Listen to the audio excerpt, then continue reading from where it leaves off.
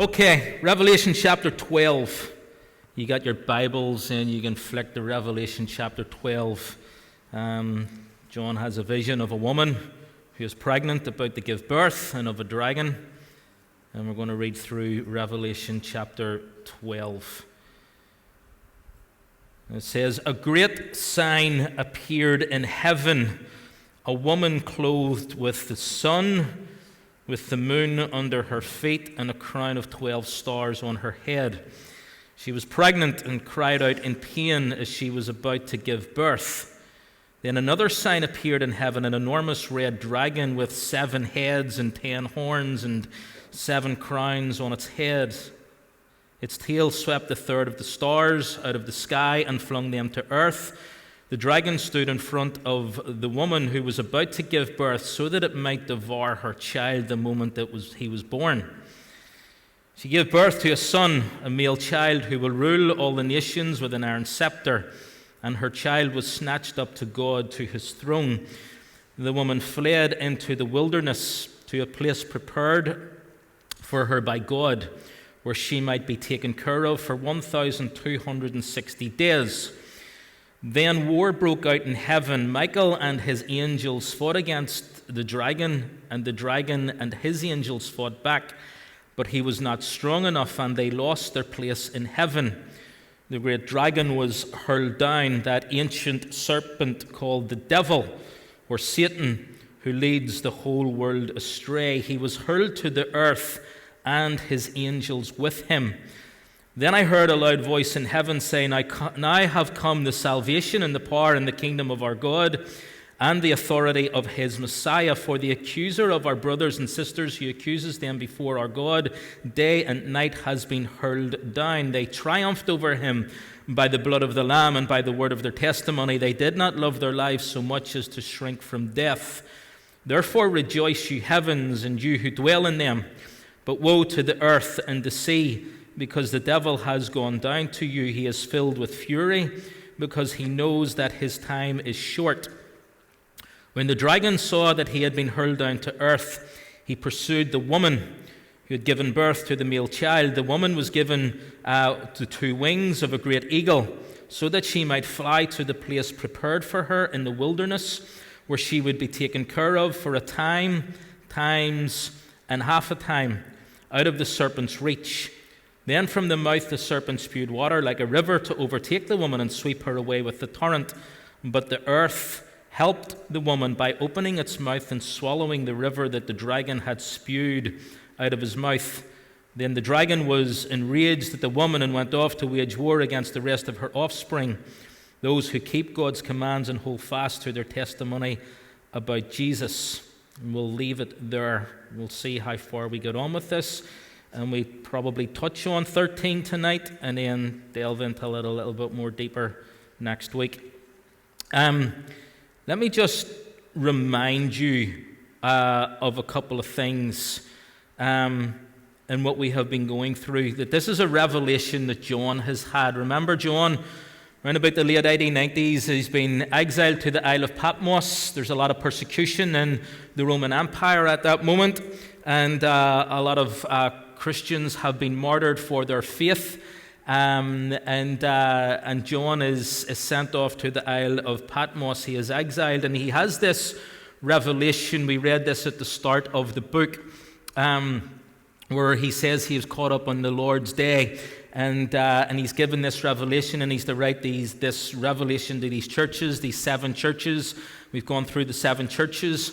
One of the key verses that we looked at is that John's revelation is about the things that he has seen, which is his revelation of Jesus, the things that are happening now, which is the church age. And that's the meaning of the 7 churches, of writing to the 7 churches. And then John, we're told, is caught up to heaven. So he's also told to write about the things that are to come. And that we believe to be the end times, or what we call the tribulation period, which lasts for 7 years. And the 7 years will be split into 2 portions of time, 2 sets of 3.5 years each in each section. And so we got to keep that in mind. Let me also remind you of something else. The chapters and verses are not part of the Bible. Chapters and verses were brought in years later. Whenever you read, Paul's letters, Paul wrote a letter to the churches or to individuals. He didn't break them down into chapters. They were broken down years later. They are not inspired by the Holy Spirit. So whenever we talk about Revelation chapter 12, John didn't have this revelation in, and he's writing down, okay, Revelation chapter 12, I had a vision of a woman and a dragon. That's not, John just had this continual revelation, and he's writing it down. Paul is writing a continual letter. Everything that happens in the Bible is just continuous writing. Chapters were brought in later on. They help us, whenever we're coming to turn to Revelation chapter 12, then whenever we're flicking through our Bibles, then it's a lot easier to find. And so I need us to keep that in mind, because what is happening through Revelation is John is having these visions. He's being told by Jesus. This has been unveiled to him. And so a lot of it is all connected. And sometimes what we kind of think is that this chapter doesn't relate to this chapter. But those chapters don't actually exist. It's continuous. And so whenever we come to reading Revelation chapter 12, and we're reading about the woman and the dragon, I'm saying I'm going to leave it until chapter 13. We might do that later on. But when John is having this revelation of the woman and the dragon, whenever we go into chapter 13, it says the dragon stood on the shore of the sea. So take out the chapters and just let it flow, because this is what's happening here. And this is why, don't want to rush into things, and just because I think these are very pivotal chapters that we're looking at here. But I need you to understand the connection that's going on here, because Revelation 13, we know, is about the Antichrist, the unveiling of the Antichrist. I've done something on the computer, Matt. Oh, it's all right, I got it off. So let's go back to chapter 12. Are you with me? Yeah, we understand that? We're all good? Okay. So Revelation chapter 12, this is immediately after the trumpets that we have just looked at last week, that we finished off the trumpets and the 7 trumpets. So there's stuff going on in the world. If we believe that what we teach in this church, what we believe in this church, is that the rapture of the church age, finishes at the start of the 7-year tribulation period, and the church is caught up, is lifted up, is raptured, is caught away, snatched away in the twinkling of an eye. The church is lifted up. But life continues on this earth. And governments still will continue to meet. They will try to explain why so many people have gone, why so many people have died. They're going to try to explain what has went on during the rapture of the church. But governments will still continue to meet. It will be, obviously, there'll be a huge catastrophe. There will be chaos, and the governments will be trying to bring order. And there will be the emergence, we believe, of the Antichrist in that time, at the beginning of that tribulation period. But life will go on, and life will continue. And what John is showing here, the revelation that he has of the things that are to come, are things that will happen on this earth. So John is having these revelations, these images. He's seeing these pictures in heaven of bowls, of trumpets, of different things that he's seeing in heaven, but it corresponds to stuff that has taken place on this earth. And so judgment is coming to this earth. You also need to keep in mind that, during this tribulation period, because the church age is finished, and we're going to talk about it in just a second, it's God turning his attention back to his nation, to his people, which is the nation of Israel. So, Revelation chapter 12, John has this vision. He says, a great sign appeared in heaven, a woman clothed with the sun, moon, and stars. What does that remind you of? Anybody know? Why? Sun, moon, and stars in the Old Testament.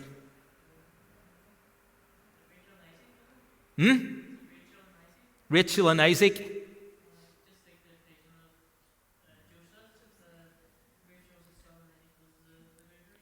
So Joseph has a dream, and in his dream, what happens?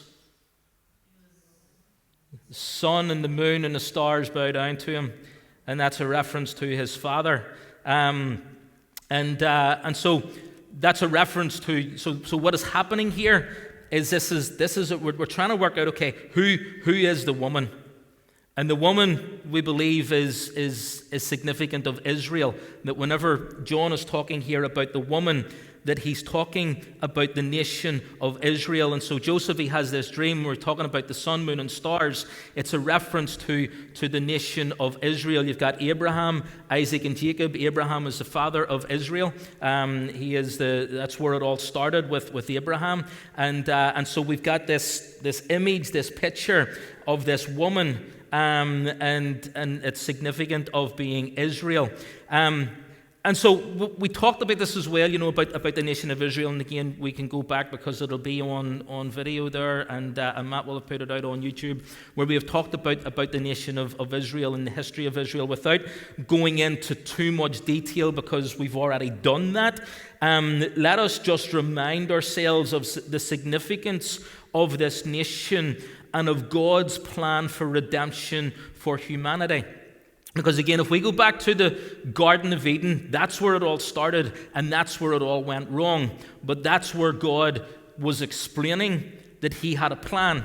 And so in Genesis chapter 3, after the fall of Adam and Eve, God he gives us these words. So the Lord God said to the serpent, "Because you have done this, cursed are you above all livestock, and all wild animals. You will crawl on your belly, and you will eat dust all the days of your life. And I will put enmity between you and the woman, and between your offspring and hers.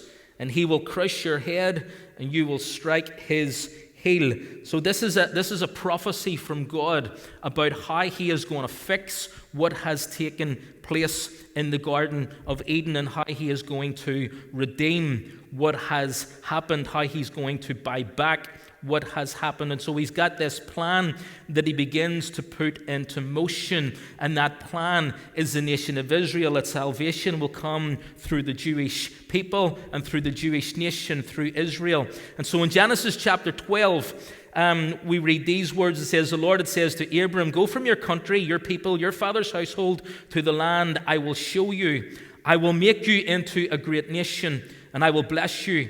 And I will make your name great, and you will be a blessing, and I will bless those who bless you, and whoever curses you, I will curse, and all peoples on earth will be blessed through you." And then this is again confirmed in Genesis chapter 15, whenever God makes a covenant with Abraham. Remember how he split the sacrifice, and God moves through the sacrifice, and there's a covenant that is made with Abraham. And Abraham is established as a nation, the nation of Israel. It dates back to Abraham. That's where it all started. You've got Abraham, Isaac, and Jacob. Remember how we are always told in the Bible, "I'm the God of Abraham, Isaac, and Jacob." So you've got Abraham, Isaac, Jacob. Jacob has 12 sons. He changes his name to Israel, and the 12 sons become the 12 patriarchs, the 12 heads of the 12 nations, the 12 tribes of Israel. And that's where it all starts. It all starts with Abraham. And so this was God's plan from the start. Before there was ever a sin, there was already a Savior. There was already a promise. There was already a way out. There was already a way of redemption, and of God buying us back. And that was through Jesus Christ. But how Jesus would come would be through the nation of Israel and through the Jewish people. And so Joshua, so you've got this history of Israel. You've got Abraham, Isaac, and Jacob, and then we've talked about Joseph and how they end up in Egypt. But then they're released from Egypt after 400 years of slavery. They're released from Israel, and Joseph leads, or sorry, not Joseph, not Moses. Who came after Moses? Joshua. So Joshua leads them into the promised land, into the land of Canaan, and they are established as a nation. They're given the law in Mount Sinai under Moses, and God tells them, "This is the law that you're to live by. You're to have no other gods but me." And he gives them all of these laws, in the Ten Commandments in the book of Leviticus, is how they are to live as a nation. Because what has happened is there's a number of reasons why God does this here, because God is saying to the nation and to the people, "You are a holy nation." Holy means to be separate, to be set apart. So he's explaining to his nation, to his people, "You're my people, you belong to me." You're not to be like the other nations that are around you. They've all got false gods. They're involved in all of these wicked practices and child sacrifice to these false gods. You're not to be like them. You're to have no other gods but me. And he gives them these rules that they're to live by, that they're to follow in order to follow God. And God says to them, if you follow these laws, everything's going to go well with you. Everything's going to be good. But if you don't follow them, then things are going to fall apart. And he gives them this warning throughout Deuteronomy. He's giving the book of Deuteronomy, he's giving them these constant warnings. If you follow me and obey these laws, everything's going to go well. But if you don't, then things are going to fall apart. And so God is establishing his nation because that's where salvation is going to come from and come through. But we know the story of how Israel messed up a lot of times, and eventually they're taken into captivity by the Babylonians, and then under the Medes and the Persians, and the Greeks and the Romans, and it's under Rome in AD 70 where they're finally destroyed. But that never destroys the promise of God. Once God has a promise set in place, God will fulfill that promise. Once he makes it, God will fulfill that promise. So God has made a promise in Genesis chapter 3 of how salvation is going to come. It's going to come through the nation of Israel. But also a promise that, and an understanding and prophecies that the return of Jesus will be back to the nation of Israel. He makes promises through Ezekiel and Jeremiah and Isaiah, Joel, all of these other Old Testament prophecies that Israel will be reestablished, will be reborn. And that happened in 1948. And that was so significant that there have been all of these attacks on Israel. And yet Israel is still here today, reestablished in 1948. And the reason for that is because God is working to a time frame. God is involved in the reestablishment of the nation of Israel because he's working to a time frame. And once the nation of Israel was established in May 1948, then that was significant, really significant in end-time events. And God is kind of like setting the foundations and setting the scene for the return of Jesus Christ.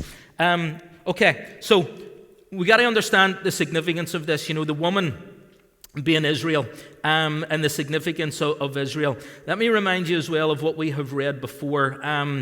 In Daniel chapter 9 and verse 24, this is Daniel's prophecy of the 77s. 77s are decreed for your people, for your holy city, to finish transgression, to put an end to sin, to atone for wickedness, to bring in everlasting righteousness, to seal up vision and prophecy, and to anoint the most holy place. Again, we have dealt with this. We have talked about this, about Daniel's prophecy.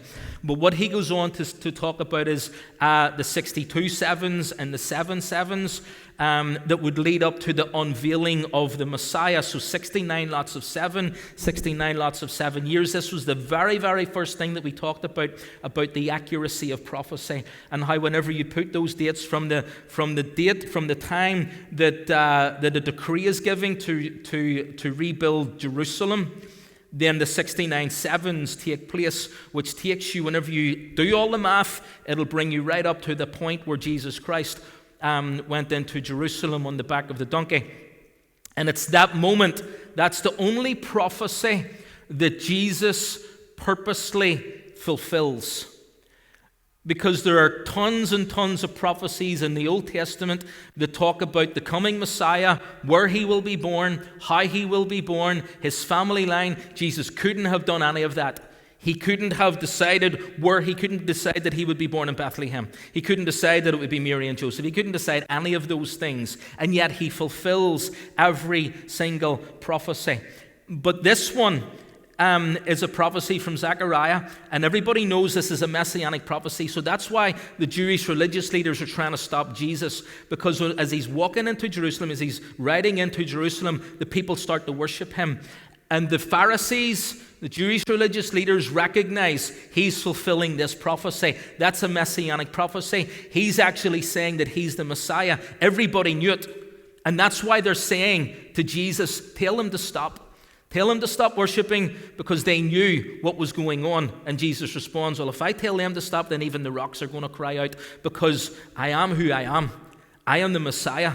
So if they stop worshipping, then the rocks are going to cry out, because this will be a fulfillment of prophecy. I am the Messiah, so I will be worshipped. I will fulfill this prophecy. But that's the only one where Jesus actually purposely reveals himself in some way as the Messiah. He never really goes out public and says, I'm the Messiah. He speaks to individuals and to small groups. But he never goes out to big, large crowds and says, I'm here, I'm the Messiah, I've arrived. But he does unveil himself as the Messiah, and this is one of those moments. And so Daniel has this prophecy of these 77s. So 69 of those sevens have happened. There is still one lot of 7 years that still has to happen, and that is the 7-year tribulation period, where the church age finishes and where God turns his attention back to the nation of Israel. Remember how whenever we're talking about Israel, that what started with Israel will finish with Israel. In Leviticus chapter 26, we've already said how that it always says in the Bible, I'm the God of Abraham, Isaac, and Jacob. Everywhere it says the God of Abraham, Isaac, and Jacob, Abraham, Isaac, and Jacob, Abraham, Isaac, and Jacob. But in Leviticus 26 it says, I will remember my covenant with Jacob, Isaac, and Abraham, and I will remember the land. And it reverses. It's the only place where we see this here, Leviticus chapter 26. And it reverses, because what started with Abraham, the father of the nation of Israel, will finish with Israel. And so the 7-year tribulation, split into 2 3.5-year sections, is about God dealing with his nation and with his people. That has never changed. The nation of Israel has always been God's nation. The Jewish people have always been God's people, and that will never change. There's some teaching about today that says that the church replaced Israel. That didn't happen. That didn't happen. We are separate. We have been grafted in. We are a branch that has been Gentiles. As Gentiles, we have been grafted in. But God is still very much the God of Israel. What it says here as we look through chapter 12, let's deal with this first of all. It talks about her going into the wilderness before we kind of move on to the child and to the dragon. In verse 6, the woman fled into the wilderness to a place prepared for her by God, where she might be taken care of for 1,260 days. Further on down in verse where it says times, time, and half a time, the woman was given 2 wings of an eagle, verse 14, that she might fly to a place prepared for her in the wilderness, where she would be taken care of for a time, times, and half a time. It's 3.5 years. It's the second lot of 3.5 years. There's 360 days in a Jewish year. You multiply that by 3.5, you get 1,260 days. Or time, which is 1 year, times is 2 years, and half a time, it's 3.5 years. And so what I kind of think is happening here, we've talked about last week about the trumpets and that there is more of an emergence now of the Antichrist coming to the fore. Remember how that the Antichrist will come forward initially as a man of peace, as a man to bring order out of chaos, as a man who will bring about a peace agreement between Israel and the Arab nations, and he will come forward as a man of peace, and everybody will fall in love with him. Everybody will look at him, will see him on their TV screens, and we'll go, he's amazing, he's fantastic. Why would you not want to vote for this man? Look at what he's done. He'll be charismatic. People just look at him and just go, yeah, he's amazing. But after 3.5 years, something will change, and he will emerge then as a man of pure evil. And there are people that would teach, and I would probably have this kind of opinion myself, because this is where 12 and 13 comes together, because Chapter 13 says that the dragon, you've got this beast, which is the Antichrist, and the dragon gives his power to the beast. John tells us that there have been, when he's writing 1st, 2nd, 3rd John, John tells us that there have been many antichrists that have come. And we'll maybe touch again on this next week and look at it a bit more in depth next week, because there have been many antichrist-type men who have been in power. One of the most famous ones is Hitler. Hitler was an antichrist. You cannot do what Hitler did. Not even talking, just what he did with the Jewish people. He was an antichrist. I listen a lot to a guy called Chuck Missler. He's passed away now, and Chuck Missler would often talk about, is the Antichrist on the world today? Would be asked that question, and his answer would always be, yes, he's here today, but he was here in the first century. Is that Satan has always had an Antichrist that he can, and this is where I think Revelation 13 comes in. I don't know what the boss's teaching will be on this here. He'll look at it, because we'll give him a wee shout next week as well. But at some point, because what happens is he emerges with pride in his heart, with arrogance, that he is not the devil, he is a man. And what we're told in Revelation 13 is that the dragon gives his power to him. And so for me, there's this possession that takes place directly from Satan, and then all hell breaks loose.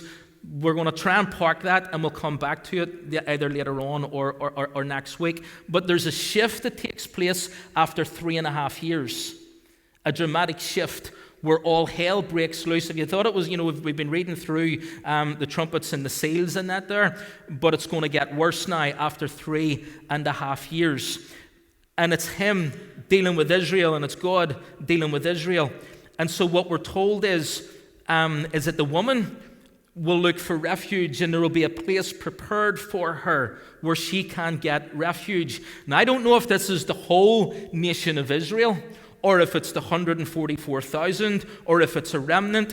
But there is a place prepared in the wilderness, so that during that last 3.5 years, there will be a place for the people of Israel, for the Jewish people to go to. They didn't really have that refuge in the Second World War, but God has prepared a place for her to get refuge. So that's what we're told in Revelation chapter 12.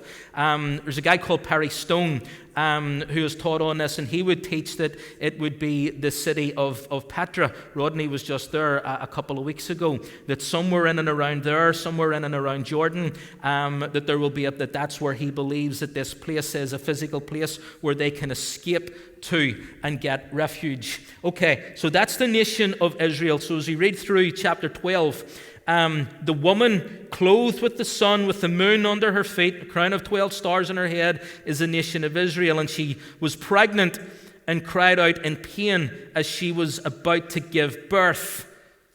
Who's the child? Jesus. Yep.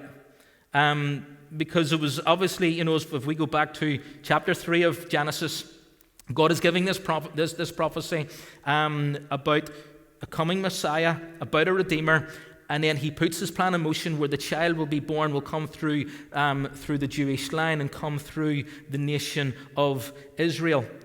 And so that is Jesus, and it talks about, if we go back to chapter 12, she gave birth to a son, a male child, who will rule all the nations with an iron scepter. And if you have a study Bible, then it will probably take you to Psalm chapter 2, where again it's a prophecy of the Messiah who will rule with an iron scepter. And so it's pretty clear that this is Jesus, the Messiah, born through the nation of Israel. We don't need to, I don't think, go into any more detail on that. I think we talk enough about Jesus in this place, and we'll continue to. But for the sake of time, we don't need to delve into this anymore. What the only thing I'll kind of touch on is what it says here in verse. Where's the one that says he will devour? Okay, verse 4. verse 5, she gave birth to a son, a male child, who will rule all the nations with an iron scepter, and her child was snatched up to God and to his throne. Some people would say that's a reference to the ascension, whenever Jesus was lifted up. But then verse 6, it says, the woman fled into the wilderness to a place prepared for her where she might be taken care of. Where's the bit where it says about he would devour? What verse is that in?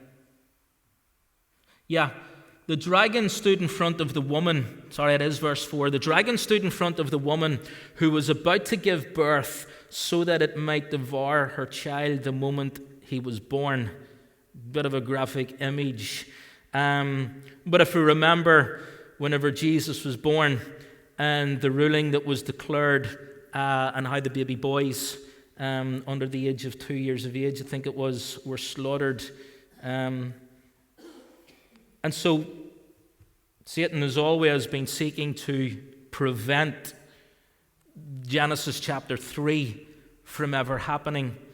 And all throughout the history of the nation of Israel, there have been stumbling blocks in the way, and Satan have tried to prevent the birth of Jesus, has tried to even prevent his death on a cross, because Satan knows that it was the death on the cross and his resurrection. That was what he was trying to stop. Some people think that, and even maybe some pastors teach that the devil killed Jesus on a cross. That didn't happen. That did not happen. The cross was designed in heaven. The cross was God's plan for salvation.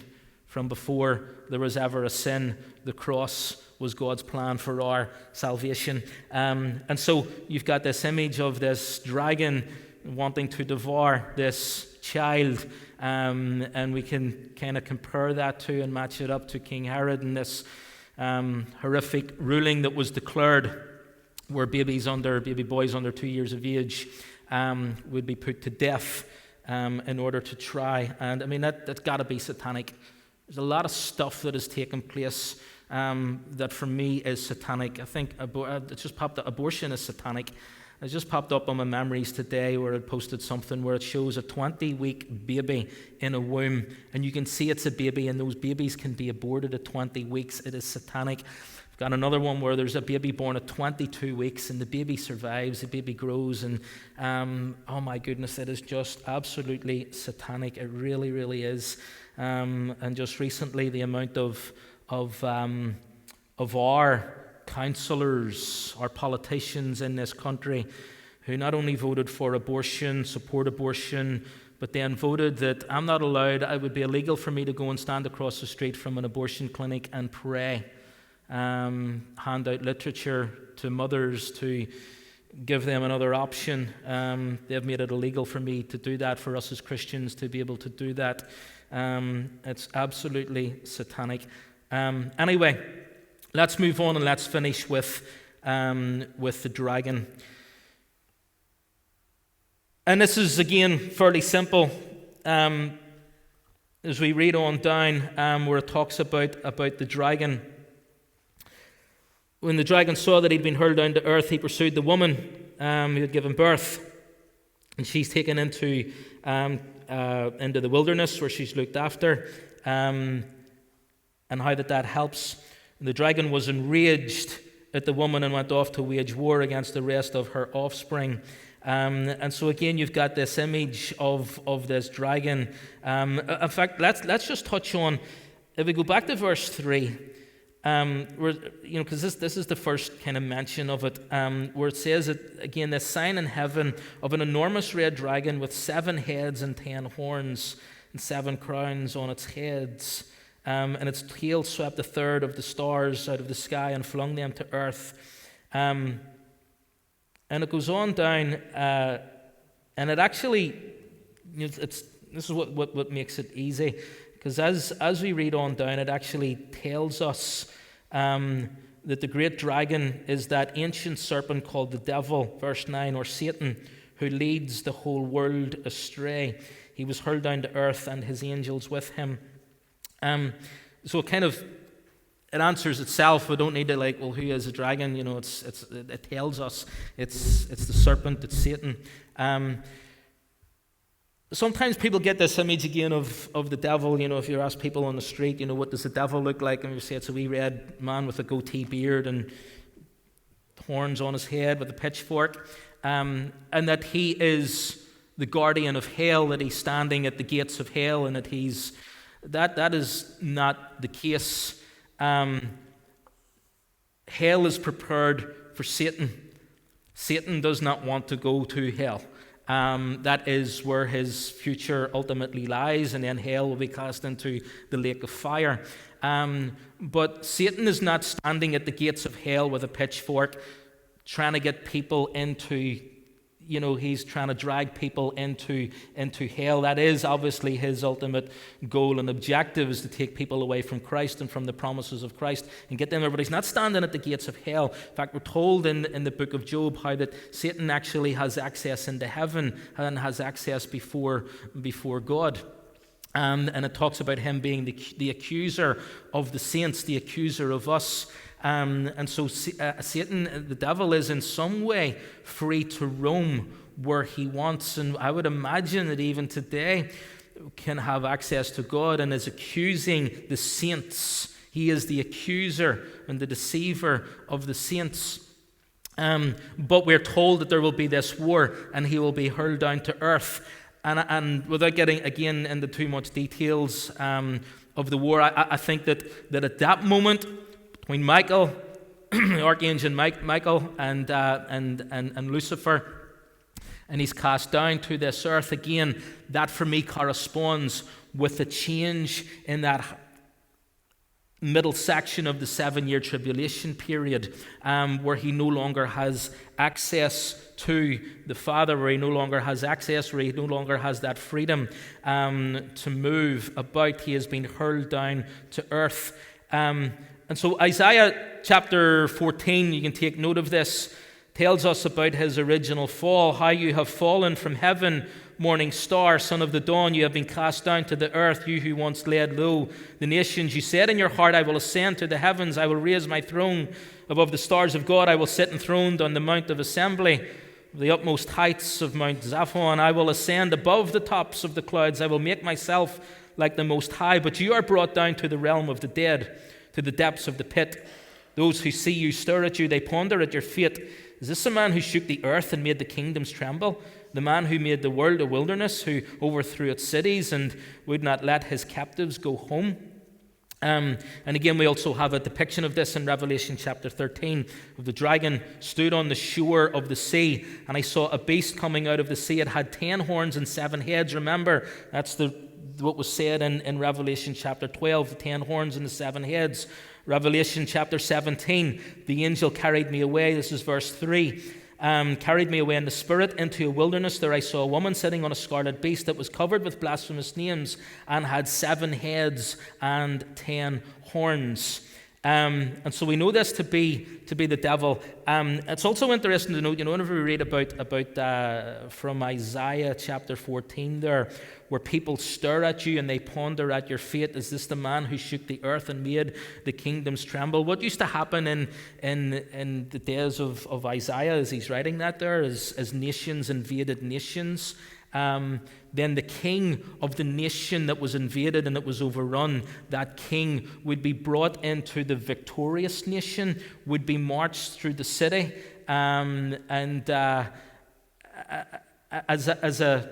as a depiction, as a showing, look, we have won, we've been victorious, and people would look at the king and would stare at the king of the nation that has been taken over, maybe throw stuff at him. He could be naked, he could be beaten, he could have had some kind of punishment inflicted on him, where he would be marched through the crowds of people in the city of the nation that has overtaken his nation. And so we get this image and this picture of Satan being marched through. He is defeated, he is chained, he is bound, and people stare at him. Is that it? Is that the one that shook the earth? Is that, I was expecting something more here.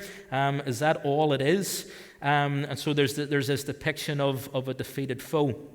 So let me just touch very, very, very quickly, and again we might pick up on this next week, because we talk about, talks about these 7 heads and 10 crowns.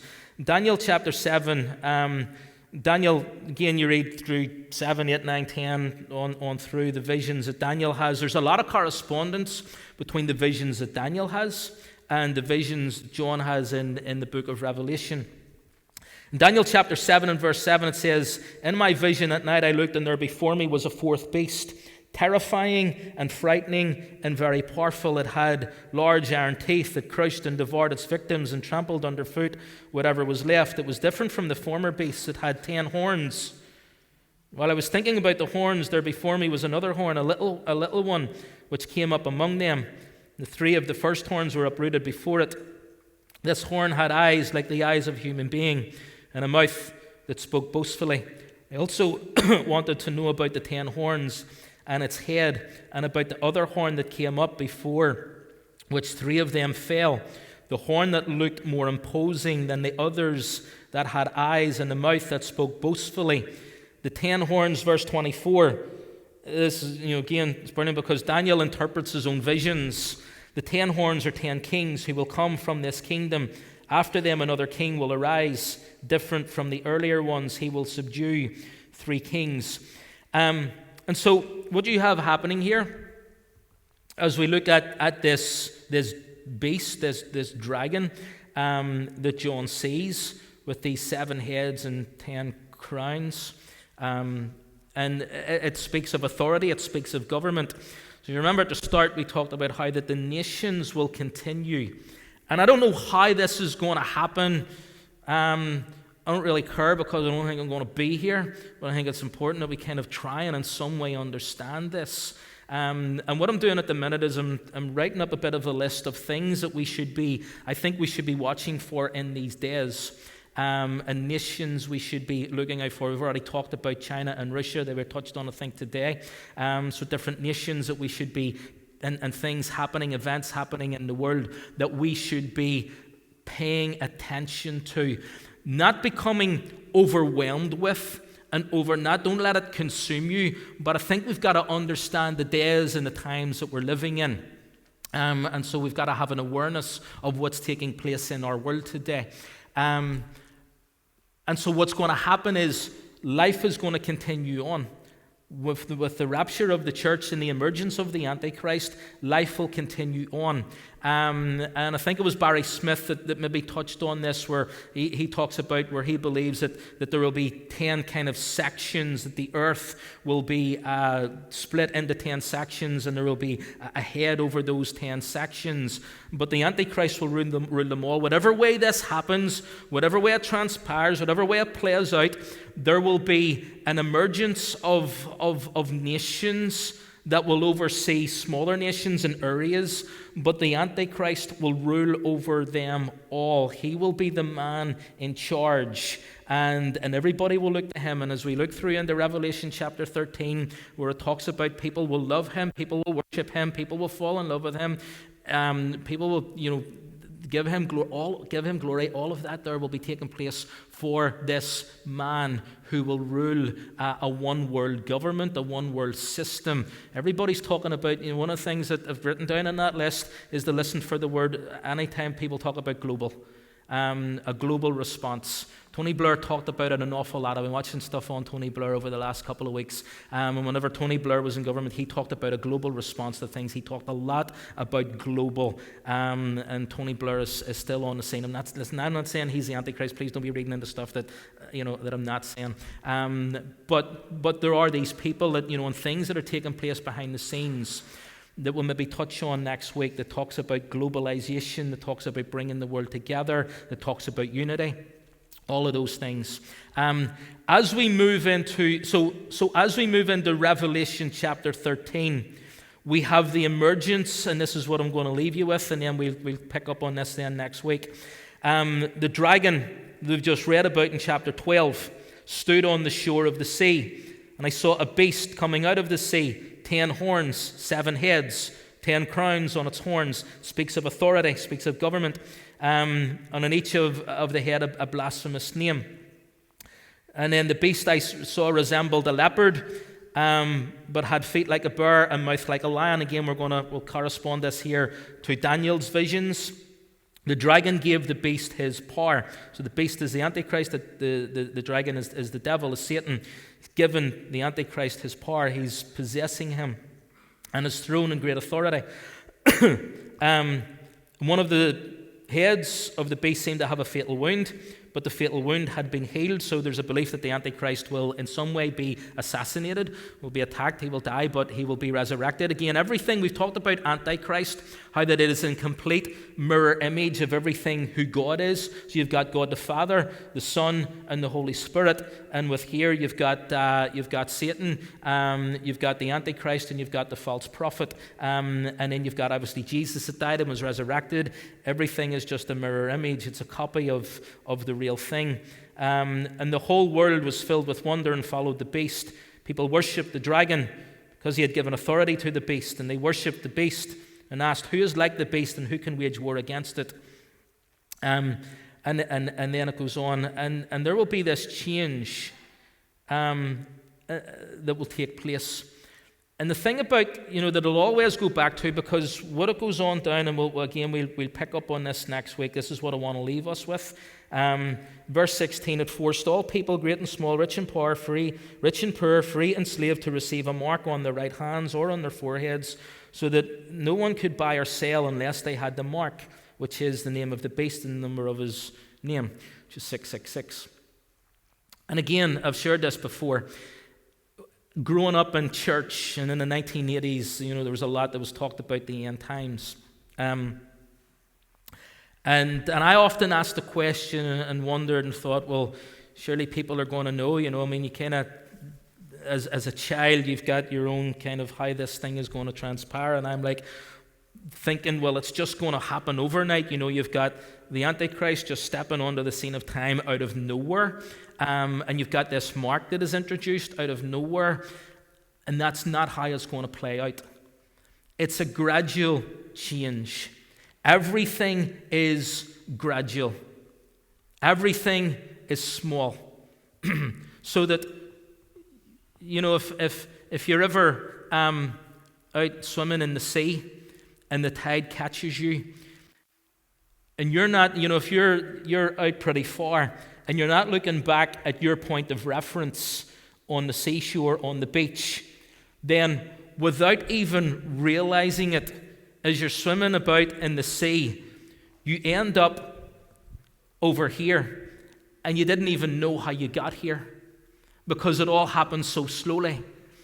And there are things that get decided in government that we are told, well, this is just for now, we're just doing this for now. But it stays. We talked a number of weeks ago about the VAT thing, how that VAT was brought in as a temporary measure.